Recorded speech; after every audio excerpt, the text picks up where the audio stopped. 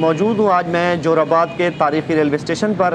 جور آباد خوشاب سے 2-2.5 کلومیٹر بالکل ہی قریب ہے، اور جو بزرگ ہمارے ساتھ موجود ہیں یہ خوشاب شہر کی گلی نمبر 4 میں رہنے والے ہیں، اور ان کا آبائی جو پیچھے جو گاؤں تھا یا شہر تھا وہ پٹیالہ تھا، اور ان کی بڑی ہی دکھ بھری داستان ہے، اور یہ ہمیں بتائیں گے کہ پٹیالہ سے کس طرح سے وہ سفر کرتے ہوئے بالآخر خوشاب کی گلی نمبر 4 میں پہنچے۔ السلام علیکم جی۔ وعلیکم السلام۔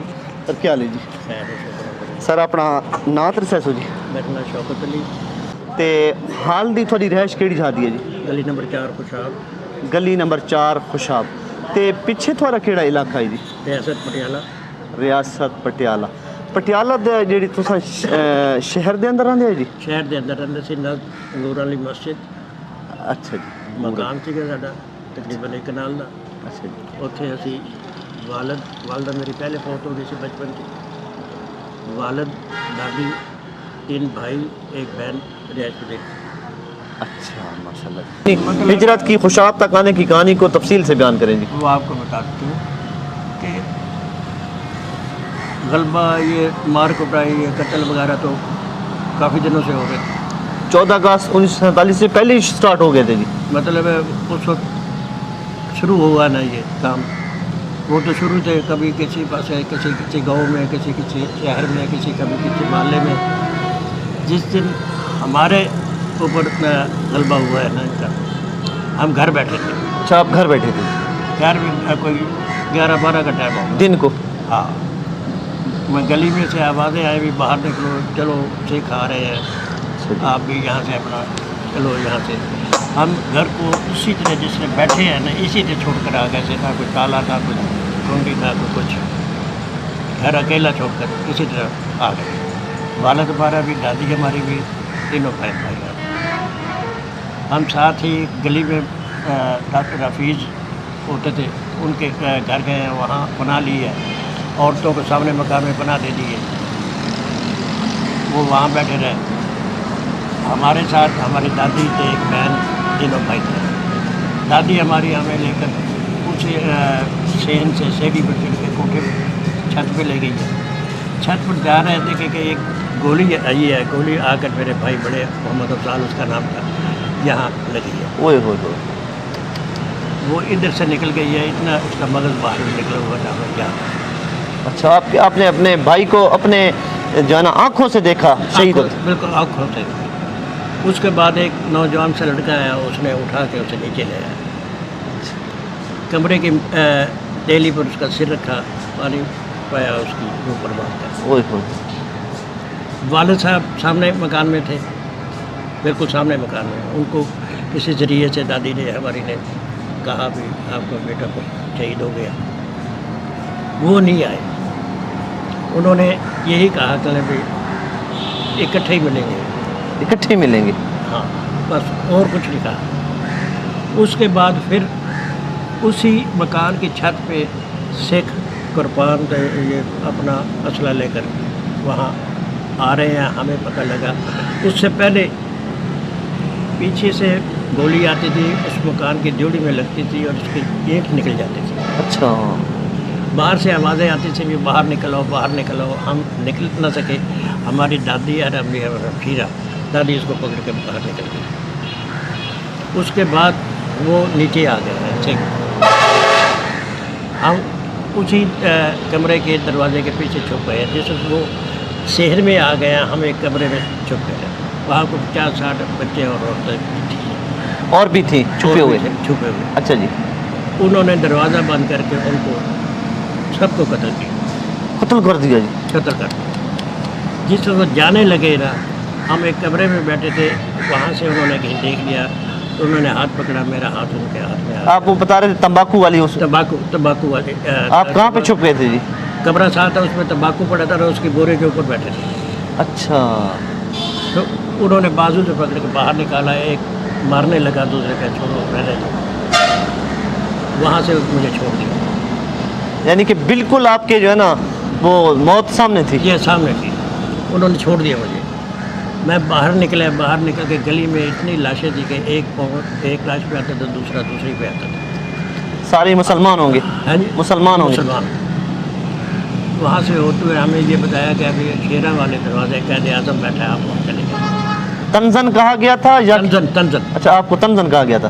کیونکہ اس وقت قتل و غارت بند ہو چکی تھی، اور جتنے بھی بچے مسلمان تھے نا ان کو بازار تھا بہت بڑا، فیصل کا بازار تھا، اس نے لائن میں بٹھا دیے، اس نے لائن میں بٹھا دیے، مطلب سڑک خالی تھی، سڑک کے درمیان میں ایک ٹینک چل رہا تھا، توپ ٹائپ. ٹوپ ٹائپ ہاں جی.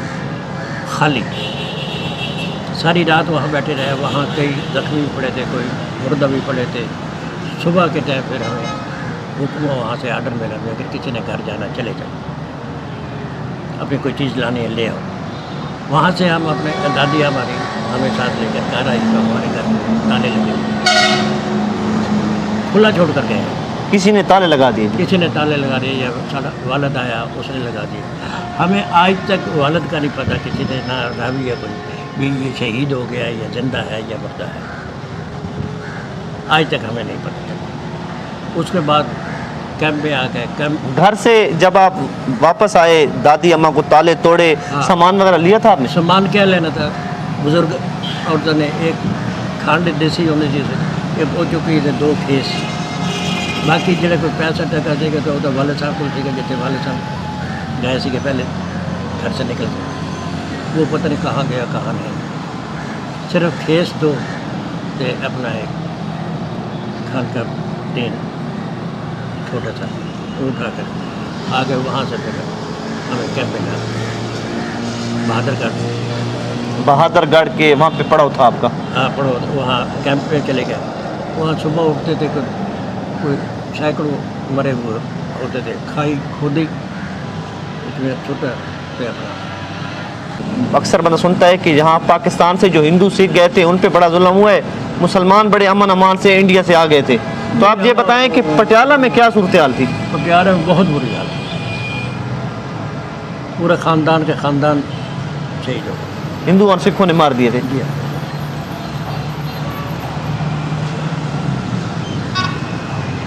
پہلے آپ نے بتایا کہ 1947 سے پہلے حالات بڑے اچھے تھے، ایک دوسرے کے دکھ سکھ میں جاتے تھے، شادی بیاہ میں. بالکل. تو پھر یکدم کیا ایسی جو ہے نا وہ فضا بن گئی کہ خون کے پیاسے ہو گئے؟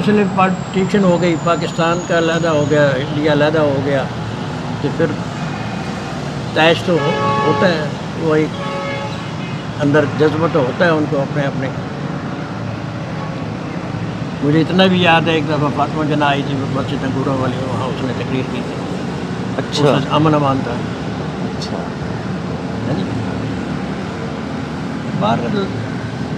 پٹیالہ کے مشہور جگہیں کون سی تھیں جی؟ یہ جیسا کہ آپ بتا رہے ہیں انگور والا باغ، انگور والی مسجد، انگور والی مسجد، اسی طرح سے کوئی 1-2 اور مقام یاد ہوں آپ کو، یا کوئی محلوں کے نام یاد ہوں؟ محلے تیلیاں والا محلہ، کوئی قریشی والا محلہ، کوئی اسرے محلے بتھیرے سی ہوتے کلندر. اتنی یاداشت نہیں ہے میں تک، وہ یاداشت ہے نا پارٹیشن جو آنکھوں دیکھا ہے، آنکھوں دیکھا ہے وہ یاد ہے، باقی کچھ نہیں یاد ہے. کبھی اپنا جو آپ کی پیدائش کا شہر ہے پٹیالہ، کبھی رات کو سوتے ہوئے خیال آیا اس بارے میں؟ یہ تو خیال تو ذہن میں ہر وقت ہی رہتا ہے. ابھی کوئی بات کرے تو ہمیں یاد آ جاتی ہے ہر چیز، ہمارے نقش ہے اندر. کبھی جانے کو جی کیا کہ جاؤں میں اپنے ماں باپ کی جو ہے نا قبریں دیکھوں، دادا دادی قبریں تو گھر کتنے ملتی ہیں نا اتنے. ہاں جی، وہ گھر دیکھوں. وہ گھر دیکھو خواہش ہوتی ہے پر وسائل ہی نہیں.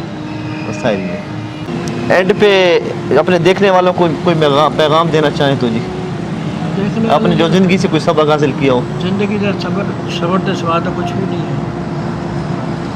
اسی تو اپنے محنت کر کے کھا رہے ہیں، جو کچھ وہاں تھا وہ یہاں تو نہیں ملا، لیکن ویسے خاندان میں نام تھا والد صاحب کا. والد صاحب آج تک ہمیں یہ نہیں پتہ چلا وہ کہاں گئے، کہاں نہیں گئے، کہاں تک. یہ آپ کو بڑی ایک کسک سی ہے، ایک دل میں ایک خلا سا ہے. خلا تو پورا ہوتا ہی نہیں نا، یہ خلا تو نہیں پورا ہوتا.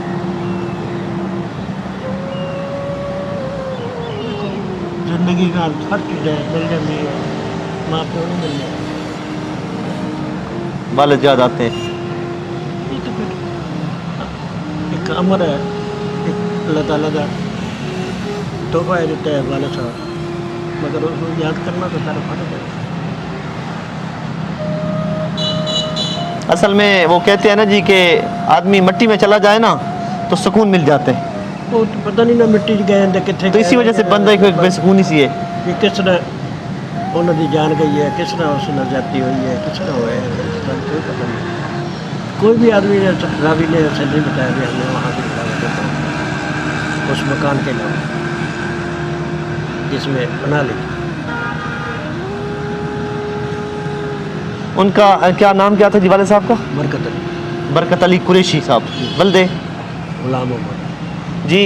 ناظرین، پٹیالہ میں اگر کوئی ہمارا دیکھنے والا ہے تو برکت علی صاحب تھے ان کے والد صاحب، بلدے غلام محمد ذات قریشی۔ تو یہ آج بھی ان کی آنکھوں میں آنسو آ گئے ہیں اور یہ کہہ رہے ہیں کہ مجھے نہیں پتا کہ میرے والد صاحب 1947 میں بچھڑ گئے تھے، وہ شہید ہوئے، زندہ ہیں یا جو بھی اللہ ہی کو پتہ ہے۔